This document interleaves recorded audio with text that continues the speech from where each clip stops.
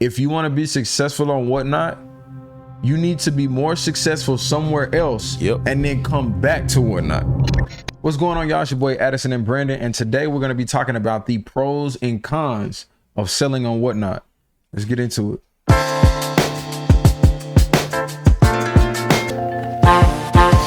So for today's video, we're going to be talking about a few key things. The first thing that we're going to be talking about is the onboarding process. Then we're going to talk a little bit about what the competition on the app is like. We're also going to discuss payout fees, things of that nature. Going to discuss giveaways. We're going to discuss the app itself. And then we're going to give you all a few thoughts about how we feel about the overall experience on Whatnot and where we feel like it's headed in the future. Yes, sir. All right, so let's talk a little bit about the onboarding. Me and Brandon actually had separate onboarding experiences. Not that one was bad or whatnot, but like, how did your onboarding process go? It was pretty smooth, but with me, I put in the application, right? And it took maybe around like a month, maybe even a little bit more, for me to actually hear back from them. Then, you know, I got the approval, all that kinds of stuff. They set me up a date for was like a Zoom call and everything. And then I did the Zoom call. That was around like 2 hours or something like that. How long was yours? I want to say it was probably about like an hour to two, which I feel like it can shift drastically. Depends on how many people are in there, how many questions people have. True. And then during the process of doing the Zoom call and stuff like that, it's like certain things you have to do, things you have to sign, you know, virtually and stuff like that. And you have to set up your first live. Well, this is my personal experience. Yep. You had to set up your first live and do a preview video for it before you get off of the Zoom call. So ours is different. They made us do ours we had to set up our first live within 24 hours. Here, I know I said set up. I actually meant we had to schedule our first live within the 24 hours. It didn't have to be within 24 hours. The live, we had a little bit more time to do it, but we had to schedule it within those first 24 hours. Yeah. No, you had to do it. It's like on that call. So they couldn't hang up. They gave y'all. So one thing they did make us do is we had to like check attendance to get there. Actually, for my first live, it got postponed and got rescheduled. We were supposed to have it one day, and then we all joined on, and some weird stuff was happening on the Zoom, and they told us like come back tomorrow, and we'll go. And I think I was in there, and there was probably about like 7 to 8 folks maybe in mine. I might have more than that. You said yours was a month. I think when I sent the application in, mine might have came back within anywhere from like 5 to 7 days, I think, because I remember mine being pretty quick. But on to the onboarding process. So one thing that is kind of good about that, I guess you can put this in a pros column, is that you do get that initial meeting with the actual rep from Whatnot, which actually doesn't make it, you don't feel like just a number, you know, whereas on initially. Etsy, on eBay, Amazon, like you are a little, what do you call it? A little plankton in the ocean and that thing. Now, if you turn into a shark, oh well, that's what's up. But they give you that little connection with somebody actually from the company. And in our Zoom meeting, we actually got to ask questions toward the end. They gave us a full preview. But on the con side, I will say like that pressure to go ahead and have a live instantly. For me, I mean, I know for them it's like, all right, we can put y'all on now. Be serious and get on. But to me, it's like I would like to kind of get familiar, do my research first before I figure out how to do the first live. Look in on some lives and stuff like that. Because your first impression, right.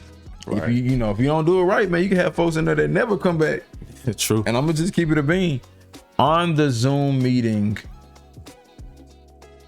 everybody did not have to be on camera, but they would do certain things to make sure that the people that they said were there were attentive, like the signing, the digitally and stuff like that, taking attendance. But overall, how would you rate, the overall onboarding process? It was definitely a good, I would say one of the best onboarding experiences I've had on like selling platforms. That's a fact. I would agree. Because I don't know, I can't name another platform that took time out of their day or whatever to explain how everything's gonna go. That's a fact. Now with that being said, I don't know how much we can maintain communication with the person who onboarded us, but again, that initial, they still email me to this day. The actual dude that onboarded The you? actual person, yeah. So Gabriel. Gabriel was the same dude who onboarded us as He well. just So emailed me the other day. like it was like a auto generated email. It was like a legit like. I mean, it could be. It looks like. Was it tailored towards you specifically, or was it to all people in the category? Nah, it wasn't tailored towards Got me. you. So it's kind of like a newsletter type update email. Yeah, at least that one was. On our onboarding, they said you only can sell in the category that you had this onboarding for, and you couldn't sell in anything else. I'm not gonna lie. I'm not trying to poke the bear. I don't know how true that is. I don't know. Because I still see the categories listed on my thing to do, but they were like, if you didn't get an onboarding for that particular category, because I actually asked this question in person, it's like, I know this is a sneaker and streetwear onboarding, but if I wanted to sell lamps or chandeliers or Legos, can I do it? And they was like, nah, and that could be grounds for getting your account blocked. Honestly, to be real, I don't see them caring. Nah, because they want especially because of the climate and how it's shaped up to be. Yeah. Nah, they don't care. They're all about money.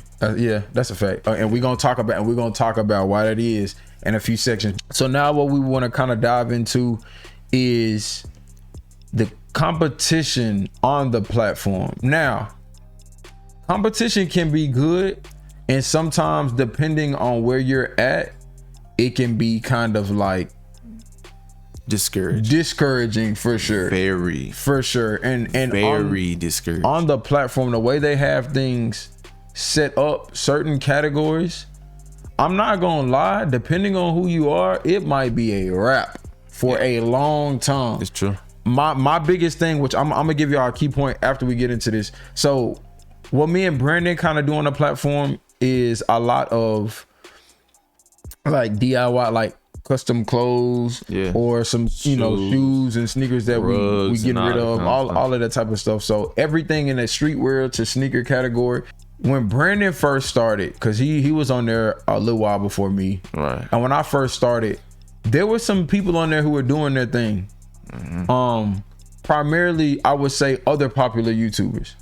Yeah, for sure. But to be honest, those in like sneaker shops. Yes, to be honest, I don't want to discourage anybody, but if you're going live at the same time that a YouTuber with 2 million subscribers is going live selling in the same category, bro, it's a wrap. Don't get on there. It's not even worth it. It's a waste of time. If you get on there and you see somebody got their live going and they selling Jordan 1s or whatever case may be, same category as you, and they got like 400, 500 people on there, bro, don't even go live unless you yourself have a dedicated audience base. Facts.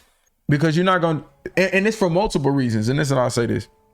One of the reasons is because honestly, the more people who are interested in your product, you could get a little bit more money for that product. Not saying that your goal is to bust people's head. That's but true. if you only have one person in your live who's interested in the shoe you sell, right, and you start a dollar auction, bro, don't do that, bro. Now, if you had 10 people on there trying to get the same shoe and who were serious about it, right.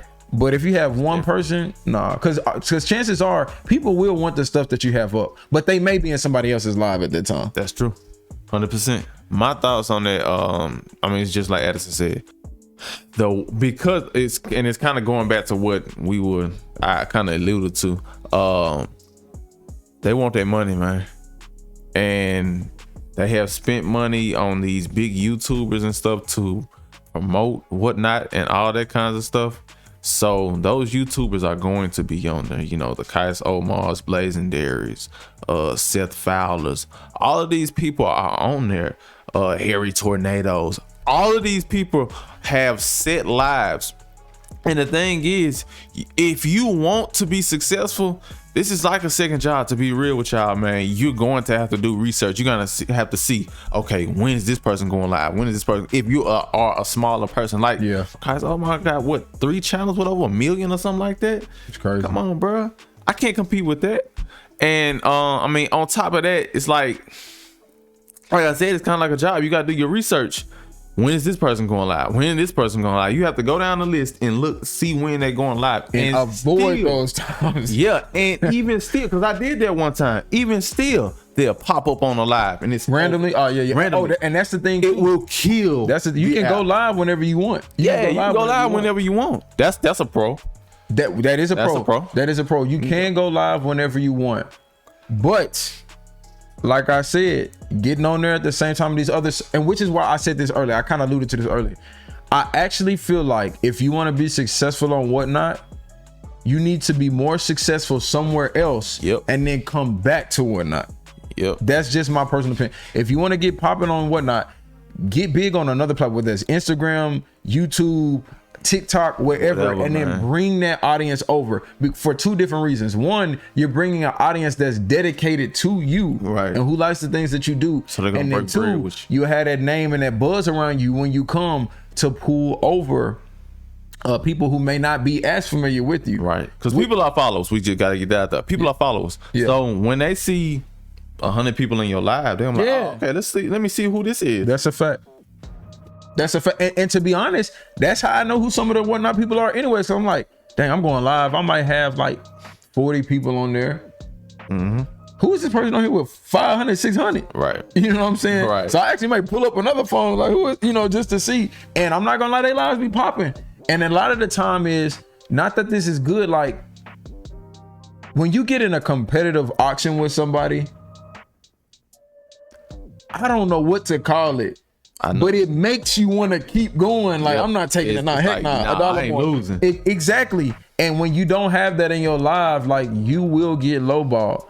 And the adverse effect to that is, I mean, people can think like you might have a good product, but if nobody sees anybody else buying your stuff, they may not want to buy your stuff. That's true, man. Unless it's something that they really want. That's true.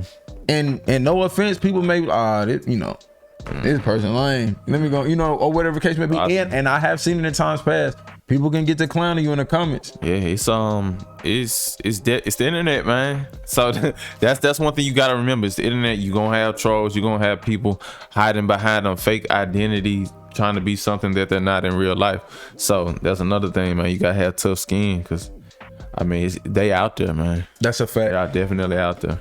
So next thing I want to get into is giveaways on the platform, on Whatnot. So this is going to be in both pros and cons. This is going to be in both pros and cons category right here. Yeah.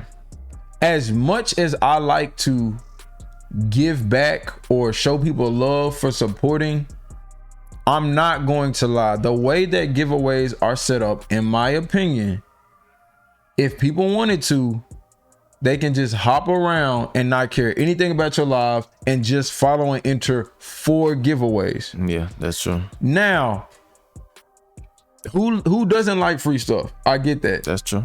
But it's just kind of weird to me, bro. Like, it's how it's handled. And not to even mention that you are paying for that giveaway. Oh yeah, you gonna pay for it in multiple different ways. Yeah, it's coming out of your money. Whether it's something you created and you've already invested the money for, and you will be paying that shipping for that too. Yep, and the processing fee. Yeah, you're gonna be paying for so that. It's an overall L on multiple different ways. I can tell you, like I give away socks a lot, like custom socks and stuff like that. Every time I give away a sock, it's $5. I just know every time I give away a sock, when I go look down my list, it's $5 deducted. Which is, I mean, because I know shipping got to be paid for. Yeah, that's fair. I don't think that costs $5 to ship. I don't think that. So you're literally giving to somebody and you're donating to Whatnot at the same time. So I'm losing double. Normally I sell my socks for around like 5 to 10, depending on the design. So I'm losing $10 to $15 every single time I do a giveaway. Are you talking about every individual giveaway? Every individual giveaway. Giveaways are expensive. Yeah. Giveaways are and that's expensive. A sock, y'all. So if you give away something like a shoe, oh, you gonna pay for it. Now, it is a quick way. The way they haven't implemented, I like the way they haven't implemented where people have to follow you to enter giveaways. I like that. Now that's dope. So it is a quick way to generate a lot of people who follow you. You can definitely get follows off of it. And then a lot of times that can draw people to your live. Yeah. It's like some people, soon if they hop in your live, because like people be bouncing around on the app. So if they hop in your live and they see a giveaway going, that will make, a lot of times that'll make them stay. and go ahead and enter in that giveaway. And then you can, with your charisma or however you are, you can woo them or whatever, you know what I'm saying? And that makes it possible for them to possibly become, just to be real, a fan or supporter of what you got going on. Which, like I said, like, that's a positive. I'm not speaking about this in a negative way that Whatnot has to do all the work. You got to do the work. You know what I'm saying? Yeah. Whatnot is going to put you in front of the people. It's your job to keep those people there. No, they're not. Hold now. What you mean? Whatnot is not putting you in front of nobody. With the giveaways, this is what I mean. Okay. When people enter the giveaways, when they follow you, right. Now when you go live, you will get notified. Those people will get notified on most occasions. I don't know. For the follow step. So I mean, they're gonna put you there. But whether or not you can keep them there, and that's why I said back to the first impression. If when your first live happens, yeah, like you might have to be honest. Things that can help you on the live, which we'll get into because this is giveaways. Your setup, like your personality, all of that stuff can help you in your lives if you're going to be competing against some of these bigger people. Now, giveaways can help you for sure, but they will most certainly cost you. Yep, they will cost basically you. Like you're investing into this channel, this app or whatever. Your audience on this app, you're investing in. I don't know. I mean, y'all may or may not want to do giveaways, but there are a lot of people on the app who are not trying to shop. They're just trying to get the giveaways. That's it. I come with the territory. That's one of those things. That's expected. Like one of the craziest things is people will come to your channel and simply just ask for a giveaway. Yeah. And I've never seen you on my channel. I've never seen you comment on none of my videos before. You just... Hey, when you doing a giveaway? Yeah. So that's how people are. And ideally, like whoever wins the giveaway, that's what's up. Yeah. But I'm not gonna lie, I'd be lying to y'all if I didn't say I wouldn't want the giveaway to go towards somebody who's been invested in the channel. Facts. You know what I'm saying? It don't even have to be financially, but just paying attention, keeping in tune with it, growing with us as well. So ideally, that would be the. But that's one thing I can say about Whatnot that I've noticed that's a positive. When I would say 9 times out of 10, when I do a giveaway, it's the winner is somebody who has been coming in the live. So, but on that though, so going into the way giveaways happens is you enter them into this like little randomizer, right? And it does pick from the people in the random wheel after they follow you and enter the giveaway. That's when like the name, and it'll tell you how many people have entered into your giveaway. Now, what the coding they do behind that? Now it looks random from the wheel that we got. Now, what the coding they do behind that to determine who wins that? I don't know, man. Don't got that information. Because I'm telling you, it was like 5 lives in a row. I'm not capping. The first person that commented on my live won a giveaway. That's some conspiracy. Because a lot of times. Just about every single time I do a live, I like to give away something to jump it off. Yeah, that's a good tip if y'all want to. We can get into that. We'll do another video for tips. But that's what I do. So the first person who comment like 5 lives in a row, they won it. Next, what we're gonna talk about is we're gonna talk about payout timing. We're gonna talk about payout. Matter of fact, we're gonna talk about payout timing and fees. We're gonna wrap both of those into this since we're talking about money. Yeah. When you first start on the app, you will not get paid until the item is shipped and received, like 3 days after, something like that. Yeah, or something like that. It almost reminds me of Macari a little bit for those of y'all who are familiar with it. Actually, Macari, the person has to rate you within 3 days and then you get paid out. It's in my opinion, it's a lot slower than Macari. It could anytime. It takes almost 2 weeks for you to receive that money initially. Now that is when you first start out. Yeah. Now for sellers who've been grinding on there, I don't know what the exact number is. You would know before me. Yeah. But there comes a time where you actually will start getting paid as soon as you print the shipping label. Right. Not even ship it. As soon as you print the shipping label. But the thing is, I'm gonna let y'all know, man. It's not easy to reach that point because you have to do at least 2 lives a week, like consistently. So that was the stipulation. I forgot about that. Yeah. So you do have to go live twice a week to get that. Yep. And when you stop that, they nix that payment method. He ain't even stopped it to. I'm not on that tier. So all right, with that right there, how I got it, I didn't even know I was going for it. I just was like, let me see, because I wanted to build my following on whatnot. So I just like, let me do 2-3 lives a week. So I was doing it. I did that for a couple weeks straight, maybe like I would say 3 to 4 weeks. I was doing at least 2. I really was doing like 3 lives a week, 2.5, 3 lives a week. Sometimes I go twice in one night or something like that. So after that time of me doing that and me generating them folks some money, I got an email and was like, hey, you can opt into this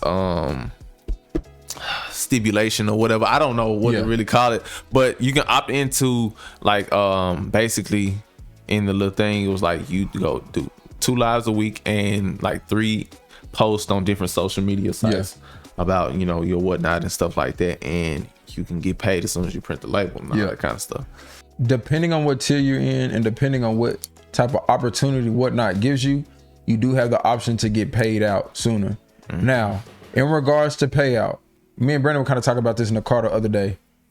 The fees and the way they do stuff with shipping is a little weird to me. I don't want to go as far as to say it's the worst, because every platform has fees. You will pay. You're gonna pay to play on most platforms. And I know that the company has to get paid. Others. Some more than others for sure. The shipping on whatnot, I'm not gonna lie to you. They actually have things labeled and they have examples, which I do like the examples, because the examples they do have. But what they don't tell you is they never tell you. They do not tell you the price of that. So to be honest, you could be shipping out like a sock or something, and they're gonna put you in a certain tier. Now they may not pay all of that, but I guarantee you, if they don't pay all of that, they get to keep the rest of the money. So normally on other platforms, if you ship something and the weight is not completely there, you will get that money back. Right. The seller will get that money back. It's like whatnot, they're keeping the entire thing. Facts. They're keeping the entire thing. Another thing, opposite of that, if you do just say, I think one time I had some shoes, it was going like California or something like that, and the weight was a little off. They charged me. Oh yeah, they charge, cause and the reason I'm not saying that's wrong or anything. No, that's right. But if you gonna do that, when there is extra, give me that money. Don't take my money. So what I'm saying? Right there, that's exactly. And that is what I don't like. That's what they're gonna charge you on one end, and then they're gonna keep it on the other end. Right. Yeah. That's shady. So to me. that right there is a major con. So what he said, most platforms, they're not gonna play with you. Like if you do say some ways one amount and you ship it at another amount, they will charge. Now Macari, they'll give you a couple warnings. They'll be like, yo, just be careful. Right. This wasn't the weight you said it was. So next time, be sure. And okay, like because sometimes people make mistakes. Yeah, understandable. But on the whatnot end, if you're gonna charge me and then when things work in your favor, you keep it too. Right. That's shady, bro. I don't know about that. That is shady. So going on top of the fees too, bro. I know somebody was like, I sold some shoes or whatever, and they were like, I was working out the deal or whatever, and they was like, come on, man, we're not finna charge me $20 for shipping. So they actually gave you some insight into what the fees were. Yeah. And I'm like, bruh, you stay in Georgia. Yeah, that's crazy. You know what I'm saying? What they getting next hour shipping? That's what I'm saying. You stay in Georgia, and I'm like, bruh, my shipping to Georgia be like $9-10. And I was like, nah, bro, the whatnot shipping is crazy. So it would be good to get some more clarity on that. Yeah. And that's one thing I don't like. Yeah. Because you clear on other things, but when it comes to that money, it's a little shady. And I on another video I explained that, because it's some stuff that the referral thing. Yeah, the $200 referral. Yes, sir. Yeah. We'll talk about it. I got to tune into the other video we're going on that.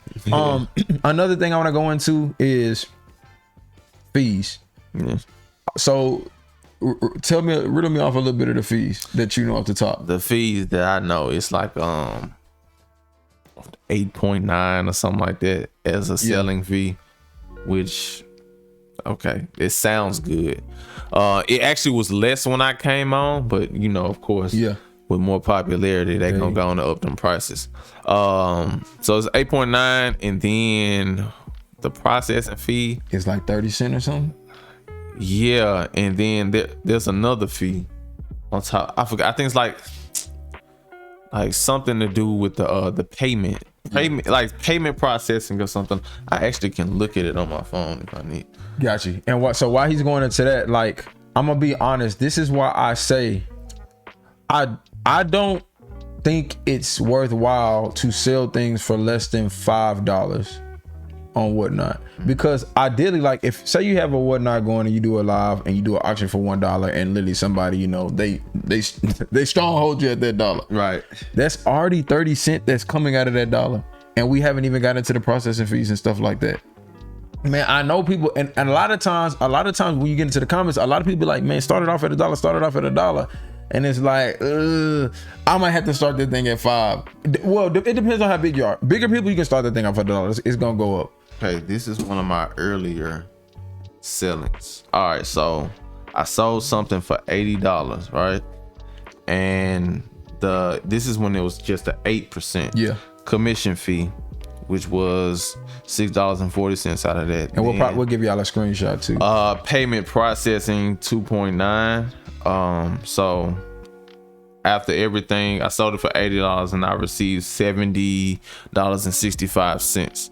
That is more than 10%. Hold on, is shipping in there too or no? No. Shipping doesn't get included. I mean, of course, you know that shipping ain't gonna get included. Yeah.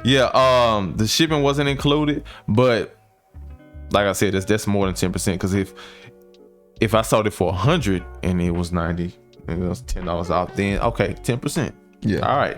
No, this is a good amount, over 10%. Yeah. So, okay. Just like now. All right. I sold something. I believe this is probably around the time where they rose it up. $199.55. That's some good money. Look, and that's just one item. So imagine everybody on for $225. And you've already gotten a commission of $18 off of the sale. Yeah. But I completely understand. I feel you though. I completely understand. But the thing is, you're making it seem like, yeah, we're for the sellers and all that kinds of stuff. And, you know, we gonna make money together and all that kinds of stuff. Mm-hmm. Yeah. You know what I mean, bro? I just don't like that. If you're gonna be 100 and say, hey, we trying to get this money, I know what's up with you. But don't tell me like we for the sellers and we want to do this for the community and but come on, man. Come on. We trying the sneaker community. No, you're trying to use the sneaker community. And I have no problem with that. But be upfront with it. Yeah. Now going into a few different things in regards to app bugs, and by app bugs, I mean like as a seller on the app, there are a few things that I know with time will get fixed. Yeah. That's one thing I can say about. They work on this app night and day. Yeah. Certain things still, you know. Certain things gotta be fixed. But they work on this app. So from the standpoint of uploading photos,